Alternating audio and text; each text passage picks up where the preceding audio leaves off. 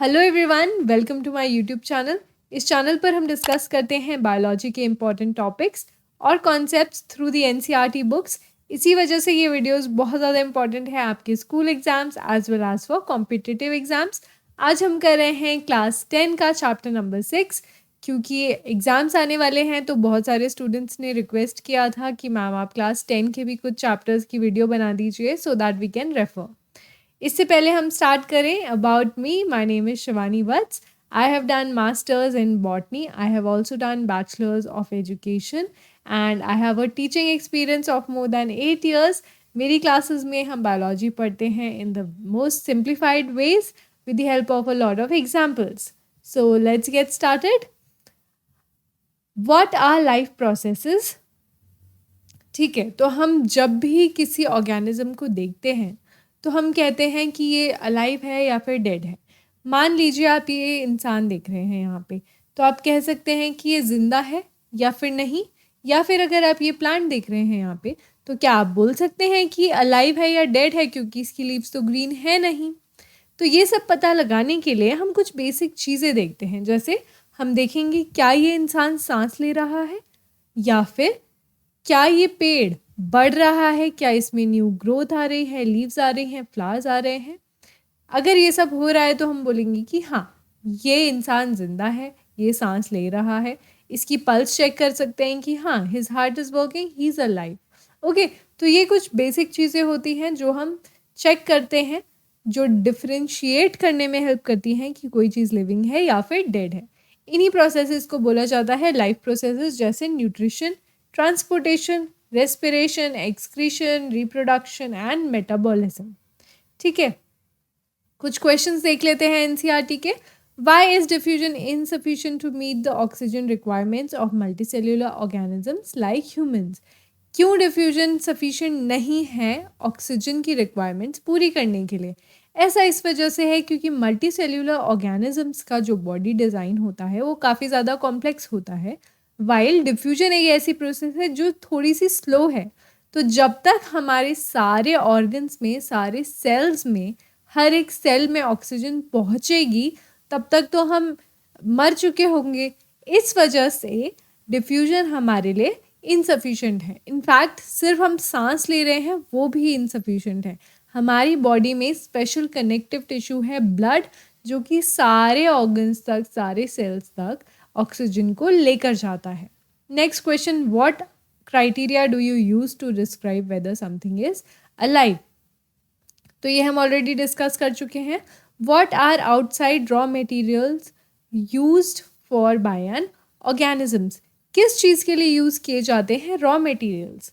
हम अपना खाना खुद नहीं बना सकते, तो हमें रॉ मटेरियल्स यूज़ करके हम कोई फाइनल प्रोडक्ट बनाते हैं। जैसे कि अगर आप नोटबुक बना रहे हैं तो रॉ मटेरियल क्या होगा? पेपर पल्प, है ना। तो यही सब रॉ मटेरियल्स होते हैं। जैसे अगर प्लांट्स फोटोसिंथेसिस कर रहे हैं तो रॉ मटेरियल क्या होगा? मिनरल्स, वाटर, सनलाइट, है ना। यही सब चीज़ें, तो रॉ मटेरियल बहुत ज़्यादा ज़रूरी है हमें फाइनल प्रोडक्ट बनाने के लिए। Next question, what processes would you consider essential for maintaining life? तो लाइफ, किसी भी चीज़ को लिविंग बताने के लिए बहुत सारी लाइफ प्रोसेसेस होती हैं, हम ऑलरेडी डिस्कस कर चुके हैं। आगे बढ़ते हैं। Nutrition, what is nutrition? देखिए, लिविंग ऑर्गेनिजम्स को ग्रो करने के लिए, डेवलप करने के लिए और बहुत सारी अदर एक्टिविटीज़ करने के लिए एनर्जी चाहिए होती है। ये एनर्जी कहाँ से मिलती है? फूड से मिलती है ये एनर्जी, ठीक है। और फूड कहाँ से मिलता है? हमको प्लांट से मिलता है या फिर एनिमल से भी मिल सकता है, ठीक है। some organisms use simple food from inorganic sources like carbon and water. जैसे ऑटोट्रॉफ्स हैं, ग्रीन प्लांट्स हैं, वो क्या करते हैं? इनऑर्गेनिक सोर्सेज जैसे कार्बन डाइऑक्साइड और water in the presence of sunlight और क्लोरोफिल, वो क्या कर रहे हैं? अपना खाना प्रोड्यूस कर रहे हैं। कुछ बैक्टीरियाज केमिकल्स यूज़ करते हैं, वो कीमोट्रॉफ्स होते हैं। कुछ हमारे जैसे होते हैं हेट्रोट्रॉप्स या फिर फंजाई हो सकते हैं, वो क्या करते हैं? कॉम्प्लेक्स सब्सटेंसेस को ब्रेक डाउन करते हैं सिंपल सब्सटेंसेस में, फिर उसको अब्जॉर्ब करते हैं। और वो ये सब कैसे करते हैं? With the help of enzymes. आ जाते हैं ऑटोट्रॉफिक न्यूट्रिशन के ऊपर। ऑटो का मतलब होता है सेल्फ, मतलब खुद से खाना बनाना, ठीक है। अगर मैं किचन में जाके अपने लिए मैगी बना लूँ फटाफट, तो वो भी तो मैं खुद से बना रही हूँ, पर वो जो मैगी है वो मतलब मैंने रॉ मटेरियल से नहीं बनाई है, वो मेरे को मिली, मैंने ख़रीदी है मैगी और वो मैंने जाकर बना दी। पर ऑटोट्रॉफ्स क्या कर रहे हैं, सिंपल मतलब बहुत ही बेसिक चीज़ों से अपना फूड प्रोड्यूस कर रहे हैं, जो हम नहीं कर सकते, हम हेटेरोट्रॉफ्स हैं। ओके, देख लेते हैं इसको एक बार। Green plants use inorganic materials such as CO2 and water, convert them into carbohydrates. देखिए ग्लूकोज बना रहे हैं in the presence of sunlight and chlorophyll. और यही जो कार्बोहाइड्रेट्स हैं वो उसको स्टार्च के फॉर्म में स्टोर करते हैं, और जो हम खाना खाते हैं, जैसे आपने आलू के पराठे खाए, तो उसमें होगा बहुत सारा स्टार्च, और वो स्टार्च आप फिर शुगर में ब्रेक करके फिर आपकी बॉडी उसको एब्जॉर्ब करेगी, ठीक है। तो उन्होंने बनाया, फिर इस कार्बोहाइड्रेट्स को स्टार्च के फॉर्म में स्टोर करा, और वो स्टार्च हमने कंज्यूम करा, फिर हम उसको खुद, फिर हमारी बॉडी, हमारा डाइजेस्टिव सिस्टम उसको ब्रेक डाउन करेगा और फाइनली एनर्जी प्रोड्यूस करेगा। फोटोसिंथेसिस क्या होता है, इसमें ये 3 बेसिक स्टेप्स हैं। Absorption of light energy by chlorophyll. Chlorophyll green pigment होता है जो प्लांट्स में प्रेजेंट होता है, जो रिस्पॉन्सिबल है उनको ग्रीन बनाने के लिए। Conversion of light energy to chemical energy. Splitting of water molecules to hydrogen and oxygen. ये क्वेश्चन पूछा जाता है एग्जाम्स में कि जो हम ऑक्सीजन ब्रीथ करते हैं वो, देखिए क्योंकि CO2 में भी ऑक्सीजन है और H2O में भी ऑक्सीजन है, तो जो हम ब्रीथ कर रहे हैं ना ऑक्सीजन, वो H2O से आता है। Reduction of CO2 into carbohydrates, मतलब यहाँ ये CO2 रिड्यूस होके ग्लूकोज बना रहा है। स्टोमेटा, क्लास 9 में हम ऑलरेडी पढ़ चुके हैं कि एपिडर्मल लेयर जो होती है लीव्स की, उसके ऊपर टाइनी पोर्स प्रेजेंट होते हैं जिनका नाम होता है स्टोमेटा। जैसे हमारी नोज़ है, क्या काम करते हैं हम नोज़ से, हम नोज़ से सांस लेते हैं, गैसियस एक्सचेंज कर रहे हैं, वैसे ही stomata is also helpful in gaseous exchange. These are present on the surface of leaf, gaseous exchange कर रहे हैं और ट्रांसपिरेशन कर रहे हैं। ट्रांसपिरेशन क्या होता है हम ऑलरेडी क्लास 9 में पढ़ चुके हैं। आप फटाफट मुझे कमेंट सेक्शन में मेंशन कीजिए कि ट्रांसपिरेशन होता क्या है। अब देखिए जो प्लांट्स हैं ना, वो ओपन और क्लोज करते हैं ये पोर्स, क्योंकि सारे ही अगर पोर्स खुले ही रहेंगे तो ट्रांसपिरेशन होता रहेगा और वाटर लॉस भी होता रहेगा। तो क्या करते हैं वो क्लोज करते हैं इन पोर्स को। प्लस फंगल इन्फेक्शन भी लग सकता है अगर पोर्स ऐसे ओपन ही रहेंगे तो। अब देखिए आप ये किडनी जैसा देख रहे हैं यहाँ पे, ये क्या है, ये है guard cell. What are these, C 1 2, ये किडनी जैसे क्या है, दीज आर गार्ड सेल्स। और अगर ये स्वेल हो जाते हैं तो स्टोमेटा का पोर ओपन हो जाता है, अगर ये श्रिंक हो जाते हैं तो पोर क्लोज हो जाता है। Very important. और ये होता कैसे है हम ऑलरेडी क्लास 9 में पढ़ चुके हैं। आप जल्दी से मेरे को इसका प्रोसेस का नाम बताएंगे। तो स्टोमेटा हमने कर लिया, एक्सचेंज ऑफ गैसेस में हेल्पफुल होता है। कहाँ प्रेजेंट होता है, leaves of the surface of leaf, epidermis में प्रेजेंट होता है। और जो डेजर्ट के प्लांट्स होते हैं ना, उनमें क्या होता है कि स्टोमेटा दिन में क्लोज रहता है, रात को ओपन होता है। जितनी भी अदर प्रोसेसेस हैं जो सनलाइट के प्रेजेंस में होगी वो दिन में कर लेते हैं, और जो गैशियस एक्सचेंज है वो फिर वो रात को करते हैं। प्लांट न्यूट्रिशन, जैसे हम कहते हैं ना कि अगर आपको हेल्दी रहना है तो आपको एक बैलेंस डाइट लेनी पड़ेगी जिसमें सारे ही न्यूट्रिएंट्स हो, बैलेंस स्ट्राइक करना पड़ेगा। वैसे ही प्लांट्स को भी हेल्दी रहने के लिए न्यूट्रिएंट्स का बहुत ज़्यादा ध्यान रखना पड़ता है।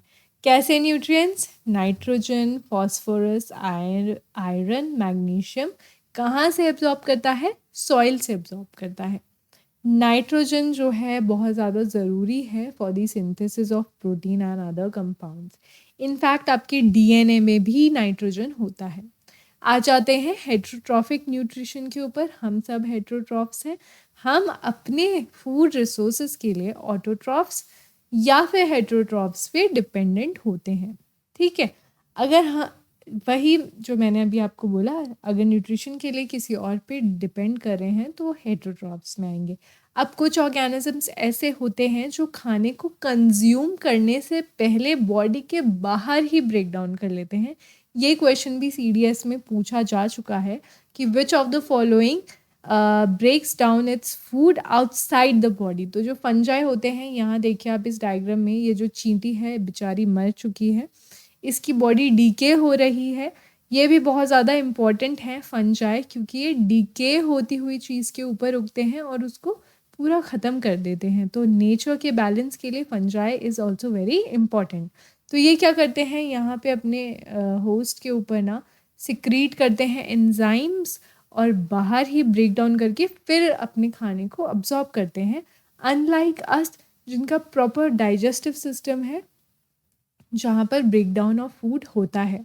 ठीक है, और ये डिपेंड किस पे करता है, बॉडी डिज़ाइन और बॉडी की फंक्शनिंग के ऊपर। ऑर्गेनिज्म पैरासिटिक भी हो सकता है। हम सब ने अपनी लाइफ में बहुत सारे पैरासाइट्स देखे हैं, फॉर एग्जाम्पल मॉस्किटो।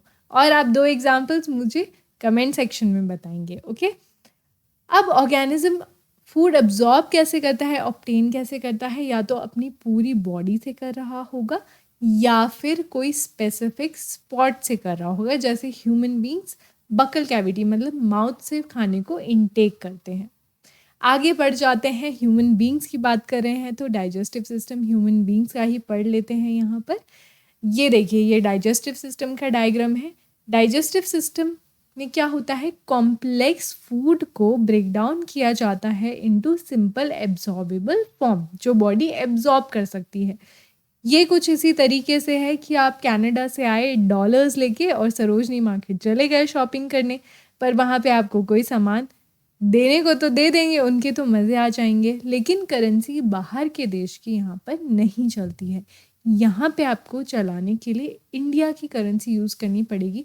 उसी तरीके से अगर मैं पिज़्ज़ा खा लूँ तो बॉडी को वो पिज़्ज़ा नहीं चाहिए, पहले वो उसको तोड़ेगा जो चीज़ें बॉडी को चाहिए उस चीज़ों में। तो कॉम्प्लेक्स इनटू सिंपल, जो कि वो यूज़ कर सकता है अपने एनर्जी प्रोड्यूस करने के लिए।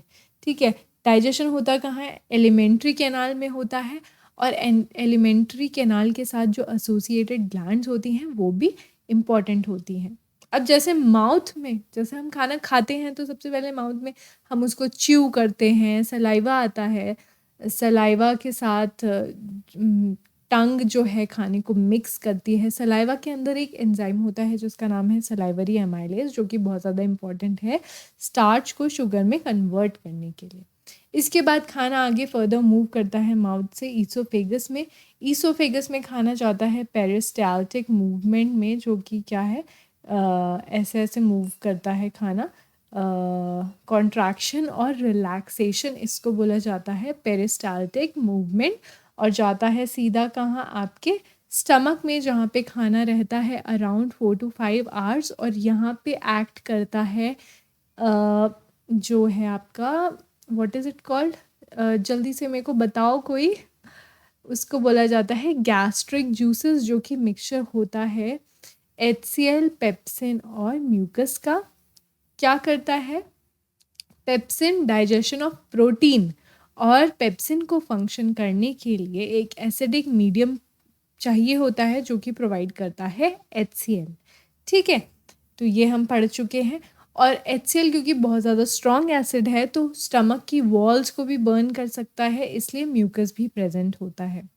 अब देखिए, अब खाना जैसे आगे मूव करेगा स्टमक से तो जाएगा, यहाँ पे एक पार्ट होता है उसका नाम होता है डिओडेनम। जैसे ये स्टमक लगा लीजिए इसको, तो यहाँ पे जाएगा, ये डिओडेनम है, ये स्मॉल इंटेस्टाइन का ही पार्ट होता है।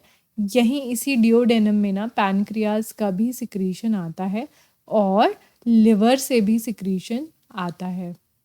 ठीक है, डिओडेनम में लिवर से भी सिक्रीशन आता है, पैनक्रियाज से भी सिक्रीशन आता है, लिवर से आता है बाइल जूस, जो कि लार्ज फैट ग्लोब्यूल्स को स्मॉल फैट ग्लोब्यूल्स में तोड़ देता है, और फिर पैनक्रियाज से जो ट्रिप्सिन और लाइपेज आ रहे हैं ना, lipase further in smaller globules के ऊपर एक्ट करता है और उनको डाइजेस्ट करता है।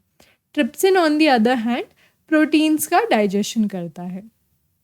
आगे फूड मूव करेगा, स्मॉल इंटेस्टाइन में आ जाएगा। यहाँ पर स्मॉल इंटेस्टाइन में भी इंटेस्टाइनल जूसेस होते हैं जो डाइजेशन में हेल्प करते हैं, लेकिन स्मॉल इंटेस्टाइन में एब्जॉर्प्शन का मेन फंक्शन होता है। यहीं पे सारी चीज़ें एब्जॉर्ब हो जाती हैं। यहाँ पे फिंगर लाइक प्रोजेक्शंस होते हैं, इनका नाम होता है विलाय। और विलाय क्या करते हैं, सरफेस एरिया फॉर एब्जॉर्प्शन को इंक्रीज करते हैं। ठीक है, these are richly supplied by blood vessels.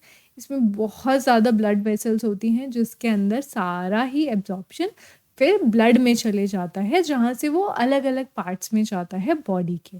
Okay, तो प्रोटीन फाइनली अमीनो एसिड्स में टूट गया, कार्बोहाइड्रेट ग्लूकोज में टूट गए, फैट फैटी एसिड और ग्लिसरॉल में टूट गया, स्मॉल इंटेस्टाइन ये सब एब्जॉर्ब हो गया। ठीक है, स्मॉल इंटेस्टाइन जो है लॉन्गेस्ट पार्ट है एलिमेंट्री कैनाल का, यहाँ पर डाइजेशन कंप्लीट हो जाता है। ये क्वेश्चन भी एक बार सीरियस में आ चुका है कि कौन से ऑर्गन में डाइजेशन कंप्लीट हो जाता है, कौन से पार्ट में एलिमेंट्री कैनाल के डाइजेशन कंप्लीट हो जाता है, तो वो है स्मॉल इंटेस्टाइन।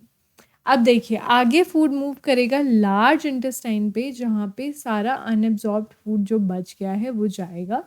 और उसके बाद यहाँ पर भी वाटर और कुछ ड्रग्स अब्जॉर्ब हो जाते हैं। इसके बाद फूड जाएगा सीधा रेक्टम में, जहाँ पे कुछ टाइम तक स्टोर्ड रहता है और फिर finally it will be excreted out from the body. तो ये था डाइजेस्टिव सिस्टम। ये कुछ क्वेश्चंस हैं जो आपको अटेम्प्ट करने हैं। अगर आपको कोई प्रॉब्लम आ रही है क्वेश्चंस करने में तो आप कमेंट सेक्शन में मेंशन कर सकते हैं and I will be very happy to help you. If you like the video, subscribe to the channel and share the video with your friends. Thank you for watching.